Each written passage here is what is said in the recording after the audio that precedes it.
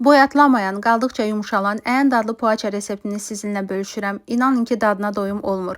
Resepti yaddaşa verin, çünki ilk dəfə hazırlayanlarda belə əla alınacaq. Qabın içinə 2 stakan qatıq, mən 1 stakanlı xamayla əvəzlədim. Duru yağ, yumurta, şəkər tozu əlavə edib qarışdırıram. Ardınca otaq temperaturunda olan kər yağını da əlavə edib qarışdırmağa davam edirəm. Sonra duzunu, unun bir hissəsini əlavə edib xəmiri yoğururam. Üzərinə kartof nişastası, qabartma tozu və yerdə qalan unu da ələyirəm. Xəmiri təxminən 5 dəqiqə yaxşı yoğurmaq lazımdır. Xəmir özünü tutması üçün bu çox vacibdir. Sonra xəmiri 1 saatlıq soyuducuda dinləndirirəm. Ümumiyyətlə xəmir soyuducuda qalanda nəticə mükəmməl olur, bişintiniz çox daha əla alınır. Xəmir dinləndikdən sonra 60 qramdan kündələr tuturam. İçlik olaraq pendirli şüyütlü qarışımdan istifadə etdim. Siz istənilən içliklə edə bilərsiniz. Ağzını möhkəm bağlamaq lazımdır. Yağlı xəmirdir, açılma ehtimalı var. Üzərinə yumurta çəkib küncüz səpirəm və bıçaqla çərtirəm.